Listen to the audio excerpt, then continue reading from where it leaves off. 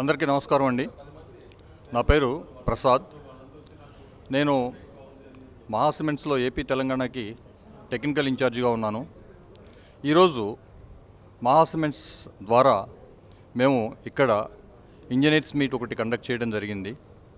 దీని ముఖ్య ఉద్దేశం ఏంటంటే, మనం కన్స్ట్రక్షన్లో అత్యాధునిక మెటీరియల్ వాడినా కూడా, అత్యంత నాణ్యమైన మెటీరియల్ వాడినా కూడా ఆధునిక పోకడలు ఉపయోగించి మనం ఆ మెటీరియల్ను వాడినందువలన నిర్మాణంలో దృఢత్వం అలాగే మన్నికని మనం సాధించవచ్చు.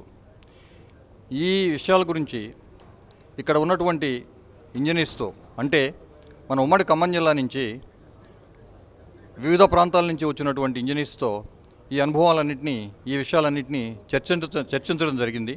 దాని ద్వారా వారికి, తద్వారా మాకు కూడా ఈ కన్స్ట్రక్షన్ గురించి ప్రాక్టికల్గా ఏం జరుగుతుంది, సిమెంట్స్ నుంచి as a corporate social responsibility మనం ఇంకా ఏ రకమైన నాలెడ్జ్ వాళ్ళకి అందించగలం, వాళ్ళ ప్రాబ్లమ్స్ ఏంటి, ఇవన్నీ కూడా మనకి ఒక అవగాహన వస్తుంది.